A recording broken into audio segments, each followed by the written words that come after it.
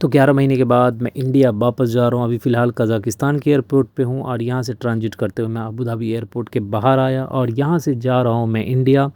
और फ़िलहाल फाइनली मैं इंडिया आ चुका हूँ। तो मेरे पास था यूएई का 48 आवर्स का ट्रांजिट वीज़ा, जिसका फ़ायदा उठा के मैं अभी फ़िलहाल आ चुका हूँ अबू धाबी के सिटी सेंटर पे।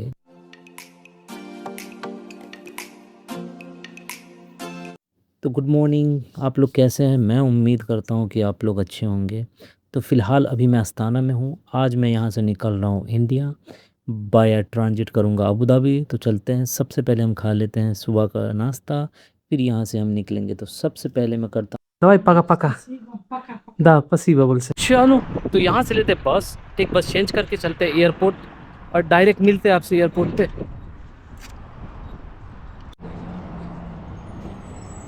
ओके, तो कुछ इस तरह का अस्ताना का एयरपोर्ट, जिसका नाम है नूर सुल्तान, कुछ इस तरह का दिखता है। चलते हैं, सबसे पहले चेक इन करते हैं, फिर आपको बताते हैं ट्रांजिट वीज़ा वगैरह क्या है क्या नहीं है। ये है डिपार्चर गेट। देखते हैं भाई अपनी लेयर लाइन कितने पे चेक इन है। तो अगर आप Wizz Air से फ्लाई कर रहे हो तो पूरा ध्यान रखना, ये जो रहता है मैक्सिमम 7 kg रहता है। तो क्राइटेरिया ये है। और अगर Wizz Air प्राइटी लेते हो तो 10 kg का रेट है, क्राइटेरिया ये है। तो इसका आपको बिल्कुल ख्याल रखना अगर Wizz Air में फ्लाई करते हो, क्योंकि ये लोग ना खास करके यहाँ भी चेक करेंगे और जब आप इंटर करोगे फ्लाइट में तो वहाँ तो कंपलसरी चेक कर दो। तो इस चीज़ को आप ख्याल रख, बाकी हम कर रहे हैं चेक इन। अगर आप मेरी तरह Wizz Air में फ़्लाई करने वाले हैं तो सबसे पहले कुछ चीज़ों का आपको बिल्कुल ध्यान रखना है। सबसे पहले कभी भी आप 2 दिन 4 दिन पहले Wizz Air की टिकट ना लें, बहुत महंगी रहती है।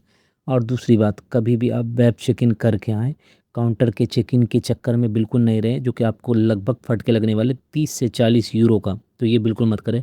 और दूसरी बात, कभी भी आप बैग लाएँ तो वो क्राइटेरिया के हिसाब से लाएँ। और मेरा कज़ाकिस्तान का इमिग्रेशन बहुत स्मूथ था, कुछ सवाल जवाब ऐसा कुछ पूछा नहीं। तो हम बात करते हैं कज़ाकिस्तान के इमिग्रेशन डिपार्टमेंट की, कैसा रहा। बहुत स्मूथ था, ज़्यादा सवाल जवाब नहीं पूछा, क्योंकि आप बैक टू इंडिया जा रहे हो तो कोई भी आपसे इतना सवाल जवाब बिल्कुल नहीं पूछने वाला है। तो इतना पूछा मुझे कितने दिन थे, बस यही, उसके अलावा और कुछ भी नहीं पूछा। अच्छा था, स्मूथ था। डिपार्चर का वक्त हो गया, लगभग लगभग यार टाइम हो गया, लेकिन पता नहीं हम लेट करेंगे। ये है अबू धाबी का भाई डिपार्चर। और ये एयरपोर्ट छोटा है, ज़्यादा बड़ा नहीं है। ऊपर में डिपार्चर है इंटरनेशनली और नीचे में डिपार्चर है डोमेस्टिक। तो कभी भी आप याद रखना, अगर आ रहे हो आप नूर सुल्ताना एयरपोर्ट पे, तो ऊपर में इंटरनेशनल डिपार्चर है। तो हम चलते हैं अब बोर्डिंग की तरफ।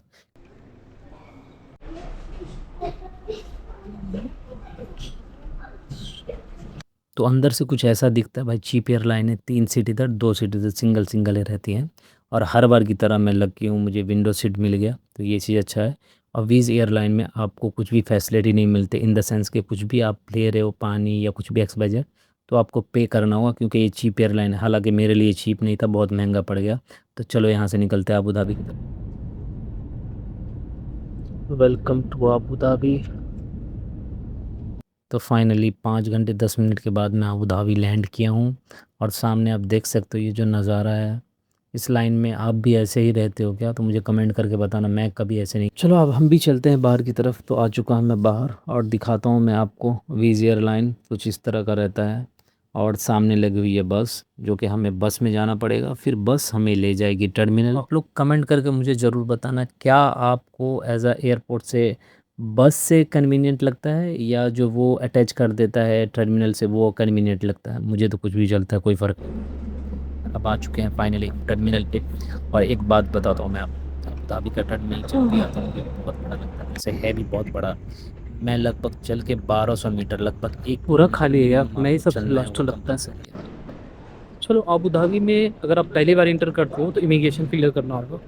अगर आप ऑलरेडी आ चुके हो, जैसे कि मैं आ चुका हूँ कई बार, तो मुझे बस इसमें स्मार्ट गेट यूज़ किए और बाहर आ गए। जो कि स्मार्ट गेट यूज़ करोगे वैसे स्मार्ट गेट वहाँ से यूज़ करोगे। और ये आपका लगेज एरिया, यहाँ से आप लगेज पिकअप करोगे। तो चलते हैं, लगेज पिकअप करते हैं। तो भाई चलो, बैग वगैरह कलेक्ट किया और वापस से मैंने पैकिंग किया। और अब चलो चलते हैं, एग्जिट करते हैं। और 20 घंटे का लेआउट है, मैंने क्यों लेआउट लिया, क्या वजह, अभी सिचुएशन सही नहीं है, फ्लाइटें कैंसिल हो रही है, ये सब प्रॉब्लम है। ओके। तो सबसे पहले आपको सबसे पहले आपको इस कार्ड को रिचार्ज करना पड़ेगा। 2 साल पहले पैसे पड़े हुए थे, अभी पता नहीं कितना है नहीं है। देखते हैं तो चलते हैं, रिचार्ज करते हैं। अच्छा, अबू धाबी बस। तो चलो अब चलते हैं थोड़ा सिटी की तरफ, टाइम अच्छा खासा है तो चलते हैं सिटी की तरफ। एयरपोर्ट में मैंने कुछ खाया नहीं है, चलते हैं सिटी में खाएंगे कुछ। और दुबई मॉल है, सॉरी अबू धाबी मॉल है, वो भी ट्राई करेंगे जाने का। तो मैंने कर लिया रिचार्ज 10 दिरहम का कार्ड पे। तो चलते हैं। और हाँ, ट्रांजिट करते तो आप निकल सकते हैं बाहर, जैसे मैं निकला हूँ, और कहीं भी जाना हो आप जा सकते हैं। ट्रांजिट सिर्फ ये नहीं कि आपको एयरपोर्ट भी एयरपोर्ट रहेगा, आप यूएई में कहीं भी घूम सकते हो। ये अपनी बस A2 जो ले जाएगी हमें सेंटर। यहाँ बेसिक सा ये कार्ड रहेगा, आप टच कर दो। और पूरे यूएई में आप बिना कार्ड के ट्रैवल नहीं कर सकते।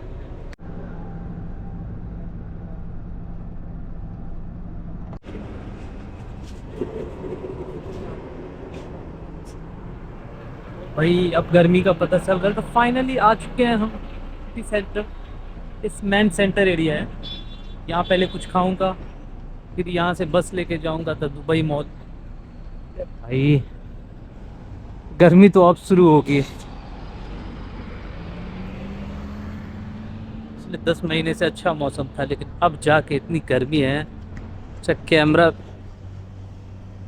भाई गर्मी बहुत है, कुछ कर नहीं सकते। तो मैन आ चुके हैं हम सिटी सेंटर एरिया में। तो अबू धाबी आते ही मेरा माइंड नहीं काम कर रहा है, इतनी गर्मी है। सबसे पहले सुपरमार्केट गया, जूस लिया, और अब चलते हैं। मिशन ये है कि एक अच्छा सा रेस्टोरेंट देख के खाना खाएं। तो फाइनली जाके रेस्टोरेंट मिला है। और एक बात बताना है आपको कि यूएई की आबादी का 40% इंडियन रहते हैं। मतलब इंडियन नहीं रहते, यहाँ की आबादी का 40% इंडियन है। जहाँ भी देखो इंडियन इंडियन है, ऐसा लगेगा नहीं कि आप किसी दूसरी कंट्री में हो, लगेगा आप इंडिया में हो। तो फाइनली एक रेस्टोरेंट है, कहाँ पे मुझे खाना मिल गया। हाँ तो भाई ये है थाली, केरला थाली। वेज का ऑप्शन था, मैंने चिकन लिया। यार खाना खाया, अच्छा खासा बैठा था, अच्छा ठंडा था। वाकई में आज गर्मी है। अभी गर्मी शुरू हुआ है ना भाई साहब। ओ भाई साहब, अभी गर्मी शुरू हुआ है ना, बहुत गर्मी होता है ना यहाँ। तो ये जो एरिया आपको दिख रहा है, ये है सिटी सेंटर, अबू धाबी का मेन सेंटर है। और एक बात मैं बता दूं, आप लोग को भी हैरत होगा, अबू धाबी बहुत महंगा है दुबई के मुताबिक। तो यहाँ चीज़ें महंगी है, एज अ वर्क का सैलरी सेम है, लेकिन यहाँ चीज़ें हर चीज़ एक्सपेंसिव है, खाने से लेके किसी भी चीज़ को ले लो, ट्रांसपोर्ट या XYZ कुछ भी। तो ये थोड़ा अबू धाबी महंगा है दुबई का। अच्छा शायद ये आपको फनी लगे, मैं स्ट्रीट का एक नाम दिखाता हूँ। अहमद बिन हमीद अल हमाद, ये है भाई स्ट्रीट का नाम। बिन मतलब होता है बाप के बाप के बाप का नाम।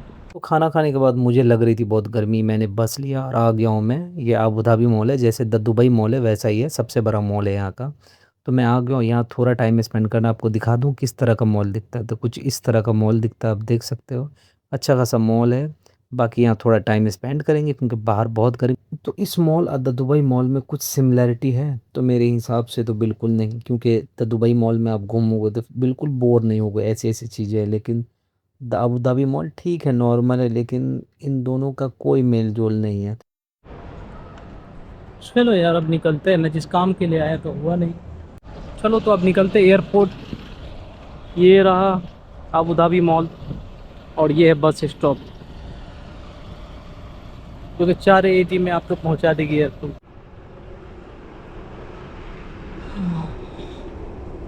तो मैं डायरेक्ट बस लेके वापस आ गया एयरपोर्ट पे। और दूसरी बात, अगर आप भी चाहते हो सिटी में जाना तो आपके पास कार्ड होना चाहिए, बहुत नॉर्मल सा है, वो आपको कार्ड मिल जाएगा। एयरपोर्ट से आप परचेज़ कर सकते हो कहीं के लिए, अबू धाबी दुबई कहीं का भी आप कार्ड नॉर्मली मिल जाता है। सिर्फ दिरहम या USD भी रहेगा तो उससे काम चल जाएगा आपका। एयरपोर्ट पे बहुत सारे ATM रहते हैं, आप वहाँ से विड्रॉल कर। तो चलो सबसे महान काम करते हैं हम चलते हैं बोर्डिंग में। और जो कि इंडिया के लिए एयरलाइन है तो बहुत लंबी लंबी लाइन होंगी, मुझे पता है। हमेशा मैं एक एक्सपीरियंस करता हूँ, कभी भी आप अबू धाबी या दुबई आओगे तो वो अपने आप फील होने लगेगा कि मैं कहाँ आ चुका हूँ, क्योंकि लाइन इतनी लंबी लंबी रहती है। तो चलो हम करते हैं बोर्डिंग। अच्छा अब जो है कंबाइन हो गया, पहले था A टर्मिनल और A और B टर्मिनल, नहीं सॉरी, A और C टर्मिनल एक साथ था और B टर्मिनल अलग था, लेकिन अब तीनों कंबाइंड हो गया। ये जो मेरे हाथ में आपको बोर्डिंग पास दिख रहा है, ये लगभग मुझे 1.5 घंटे लाइन लगने के बाद मिला है। मेरी तो हालत हो चुकी है ख़राब। लेकिन फ़िलहाल मैं इंडिया वापस लौट रहा हूँ 11 महीने के बाद। ये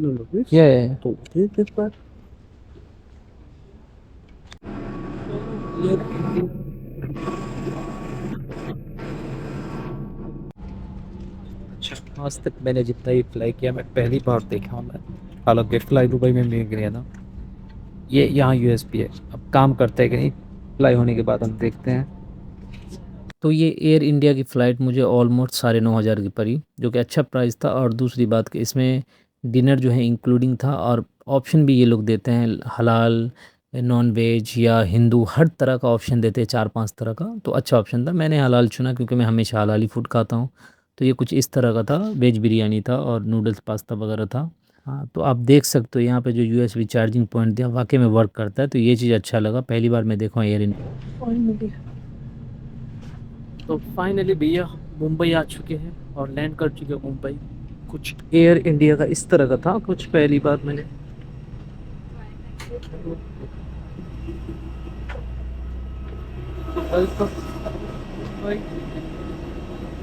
भाई भाई 11 महीने के बाद इंडिया वापस।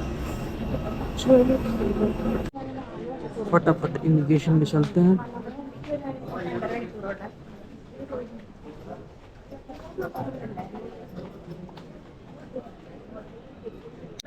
चलो, तो इमिग्रेशन क्लियर हो गया। सिर्फ वो पूछ रहे थे अफगानिस्तान गए थे, तो उसको पता नहीं था।